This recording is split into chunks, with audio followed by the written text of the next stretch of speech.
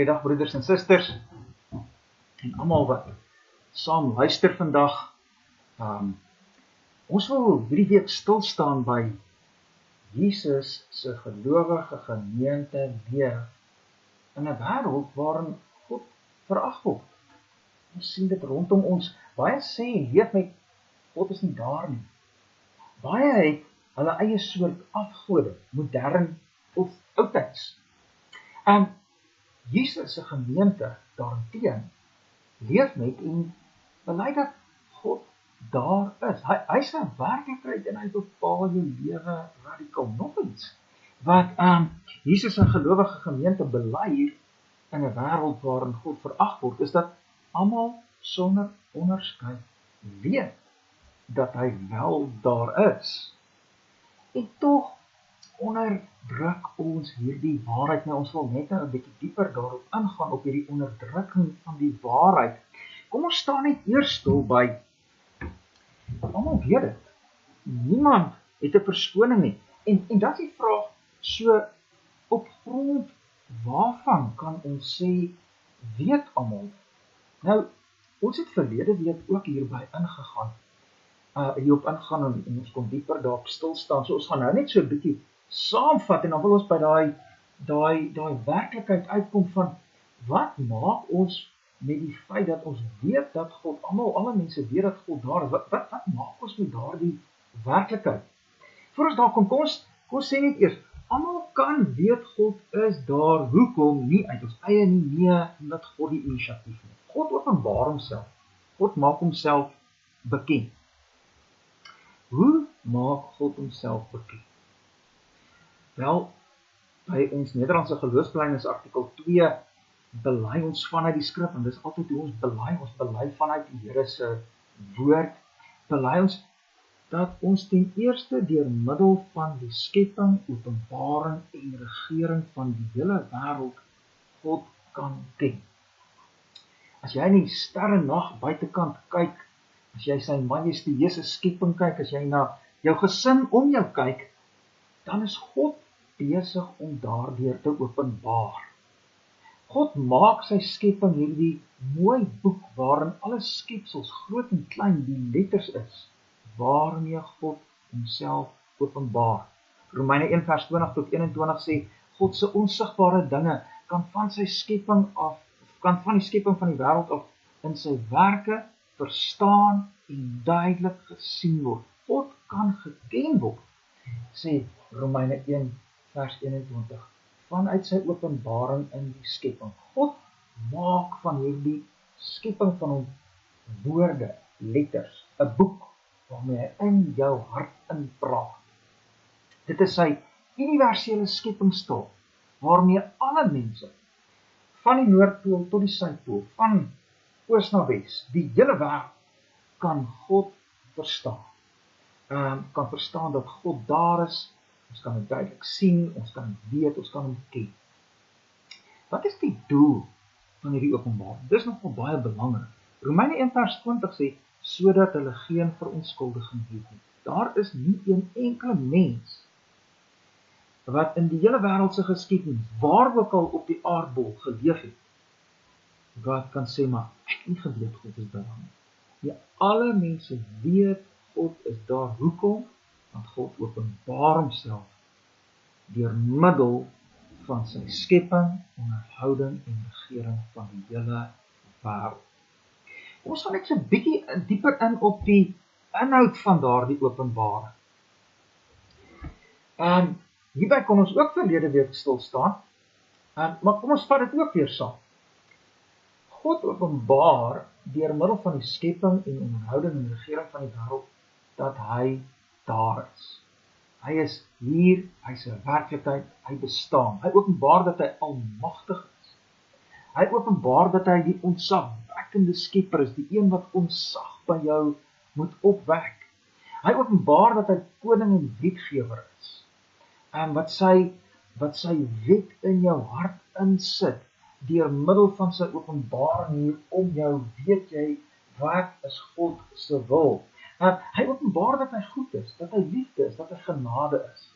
Hy openbaar dat hy die enigste ware God is, wat deur ons aanbid moet word en vir wie ons moet lief wees. Dit is wat God openbaar. Daar is geen mens in die hele wêreldse geskiedenis, waar ook al op die aardbol, wat nie hierdie kennis van God het nie. God openbaar dit deur middel van sy skepping. Alle dinge in die skepping is letters, woorde, waarmee God in ons hart hierdie werklikhede inpraat. Dat hy bestaan, dat hy almagtig is, dat hy ontzagwekkend is, dat hy die wetgewer is, dat hy goed, lief en genade is, dat hy die enigste ware God is. Nou is die vraag, wat maak ons hiermee? En dit is die ding waarby ons nou vandag, hierdie week, dieper op wil ingaan. Wat maak die wêreldmensdom met hierdie waarheid dat God bestaan, dat God almagtig is, dat God ontzagwekkend is, dat hy die wetgewer is, dat hy goed, lief en genade is, dat hy die enigste God is en dat hy aanbid moet word? Wat maak ons met hierdie waarheid wat God in deur middel van sy skepping aan ons openbaar? Nou, ons kry die antwoord in Romeine 1 vers 18 tot 32. Paulus sê in Romeine 1 vers 18 dat mense hierdie waarheid onderdruk, alle mense.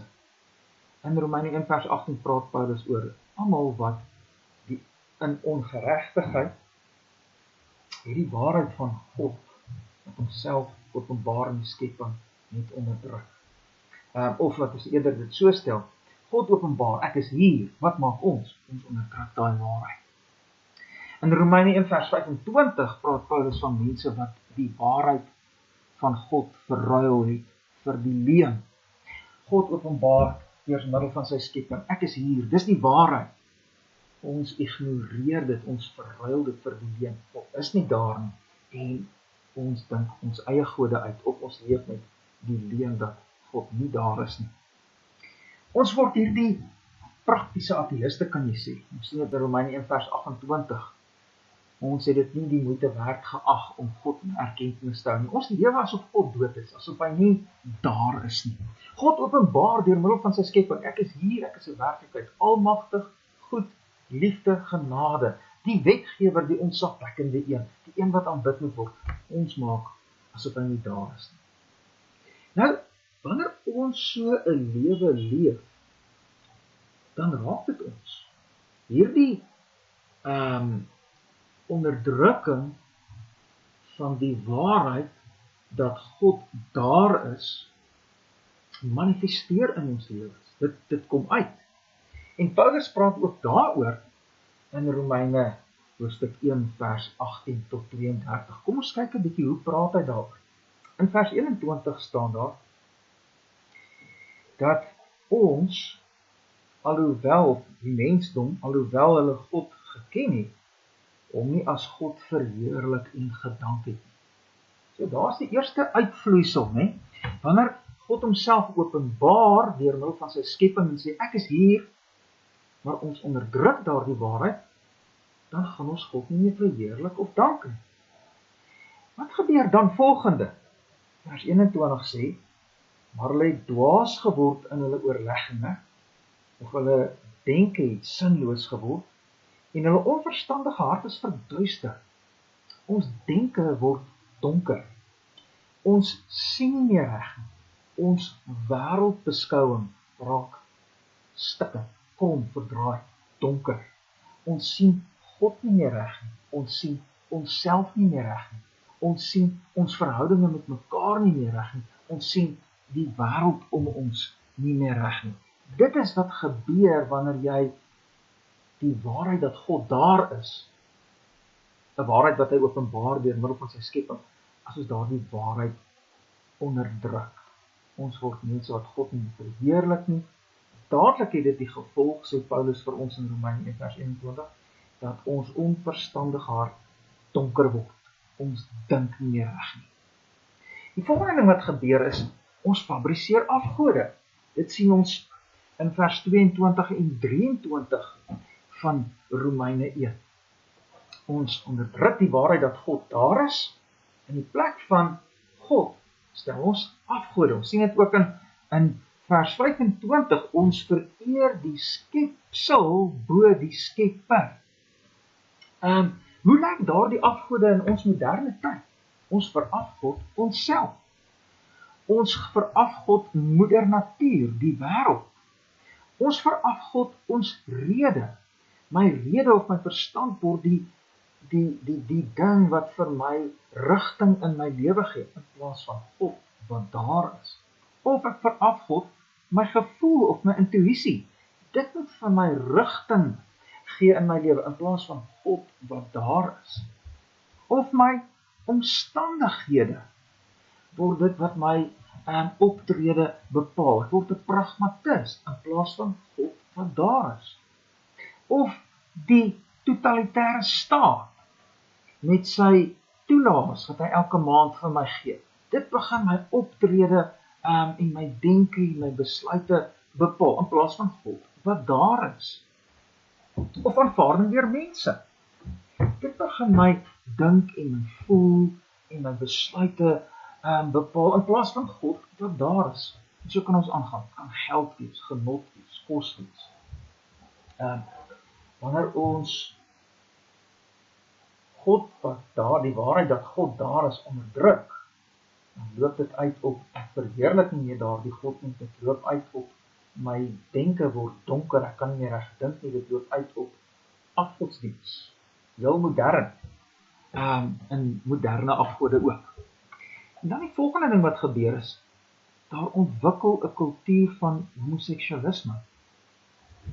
As ons die waarheid dat God daar is onderdruk, en onderdruk ons ook die waarheid dat hy die wetgewer is. En God openbaar aan ons in sy skepping, sy skepingsorde, wat inhou een man, een vrou.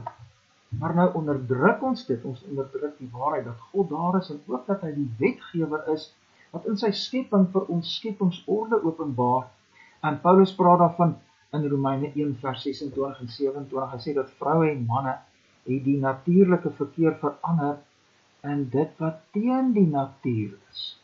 Hy sê in vers 26 dat vroue hulle natuurlike verkeer verander het in die wat teen die natuur is, en net so het ook die manne die natuurlike verkeer met die vroue laat vaar en in hulle welles teenoor mekaar ontbrand. Manne het met manne skandelikheid bedrywe en in hulle self die noodwendige vergelding van hulle dwaling ontvang. So daar ontwikkel hierdie kultuur van homoseksualisme. Hoekom? Want ons onderdruk die waarheid dat God daar is en dan ook sy skepingsorde wat daar is. En dan bars hierdie aaklighede soos homoseksualisme in ons kultuur uit. So dis wat gebeur as ons God, die waarheid dat God daar is, onderdruk.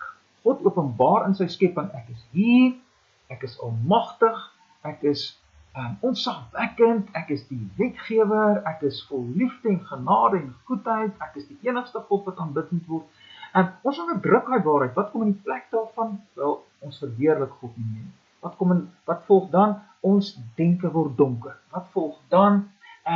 Ons het ons eie afgode. Wat volg dan? Ons het homoseksualisme. Wat volg dan? Romeine 1 vers 29 tot 31 praat Paulus van 'n morele chaos. Morele chaos. Daar's allerlei ongeregtigheid staan daar, en boerery, en boosheid, en hebsug, en ondeug. Ons word vol nydigheid, moord, twis, bedrog, kwaadaardigheid. Ons word misdraers, kwaadsprekers, haters van God, geweldenaars, trotsaards, grootpraters, uitvinders van slegte dinge, ongehoorsame aan ouers, onregverdig, ontrou, sonder natuurlike liefde, onversoenlik, onbarmhartig. Dis die dinge wat in ons gemeenskappe aan die gang is. Die dinge wat ons hier lees, sien ons daagliks en vra vir net. Hoekom gebeur dit? Wel, ons onderdruk die waarheid dat God daar is. As ons God se waarheid, die waarheid dat God daar is, onderdruk, met ander woorde, ons erken God nie meer nie, ons maak asof hy nie bestaan nie, dan is daar geen orde meer in ons lewe nie, dan bars daar morele chaos uit. Ons sien dit in ons lewens. Die laaste ding wat Paulus sê in vers 32, ons word mense wat al ken ons die verordening van God goed, dat die wat sulke dinge doen, die dood verdien, die dinge nie alleen self doen nie, maar ook hulle goedkeuring skenk aan die wat dit doen. Dink maar net, hoe lyk ons samelewing en ons gemeenskappe en ook ons regering? Dink aan die wettiging van aborsies en homoseksuele huwelike en noem maar op. Hoekom gebeur sulke goed? Wel, omdat ons die waarheid dat God daar is onderdruk. Ons onderdruk die waarheid dat hy 'n almagtige God is. Ons onderdruk die waarheid dat hy die ontzagwekkende God is. Ons onderdruk die waarheid dat hy koning en wetgewer is. Ons onderdruk die waarheid dat hy goed is en genadig is en vol liefde is. Onderdruk die waarheid dat hy die enigste ware God is wat alleen aanbid moet word. En wat gebeur? Wel, ons ignoreer hom. Ons maak wette wat goeders wettig maak, eintlik deur God verbied word en deur hom die doodstraf opgelê word. Dis wat ons aanvang. En wat het ons? 'n samelewing wat uit mekaar uitbars, individue wat uit mekaar uitbars, en geliefde, wanneer ek en jy na onsself kyk, 'n ek wat uit mekaar uitbars, en wat onder die oordeel van God leef. En dit is wat God uiteindelik doen, en dis wat Paulus vir ons wys hier in Romeine 1 vers 18 tot 32. God los 'n mensdom wat die waarheid dat hy daar is ignoreer en onderdruk nie maar sommer net en sê, ag, wat gaan nou maar aan. Nee, sy oordeel kom oor ons. In Romeine 1 vers 24 lees ons hierdie. Hy sê, daarom het God hulle ook in die begeerlikheid van hulle harte oorgegee. In vers 26 lees ons dit weer, daarom het God hulle oorgegee. In vers 28, en omdat hulle dit nie die moeite werd geag het om God in erkenning te hou nie, hierdie God wat openbaar en sê, ek is hier, het God hulle oorgegee. As ons al hierdie skrikwekkende sonde van God word nie verheerlik nie, mense dink afgode uit, mense is besig om te lewe met homoseksualisme, mense is slawe van 'n morele chaos, dan moet ons ook raak sien dat God ons hierin oorgee.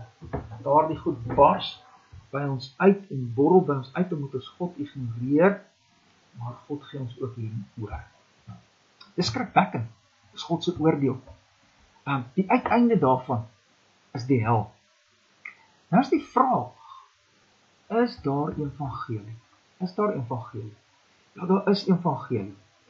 En die evangelie lê hierin, dat God nie net 'n openbaring in die skepping en onderhouding en regering van alle dinge het, wat sê, kyk, ek is hier nie. Nee, God het ook 'n woord openbaring, en dit is in die woord openbaring, dat God vir ons Jesus openbaar. Johannes 3 vers 16 sê, want so lief het God die wêreld gehad, dat hy sy eniggebore seun gegee het, sodat elkeen wat in hom glo nie verlore gaan nie, maar die ewige lewe het. Ons is verlore, want ons onderdruk die waarheid van God, dat hy daar is in die skepping, en dit borrel uit in ons wat verduister word in ons verstande, ons wat afgode uitdink, ons wat homoseksueel word, ons wat slawe is van 'n morele krisis. Dis ons verlorenheid, omdat ons die skepping openbaring ignoreer. En dan kom God in sy genade en hy gee ons woord openbaring. En in daardie woord openbaring ontmoet jy Jesus. Jesus is die kern van die woord openbaring. Jesus sê dit vir ons in Johannes 5 vers 39, hy sê, julle ondersoek die skrifte, want julle meen dat julle in die skrifte die ewige lewe het, en dit is hierdie skrifte wat van my getuig. Jesus is die kernboodskap van God se openbaring. Nou, as die Here wil, dan gaan ons volgende week dieper ingaan op ons God wat hom openbaar, nie net in die skepping, maar verlossing tot verlossing in sy woord. Dit moet baie goed gaan.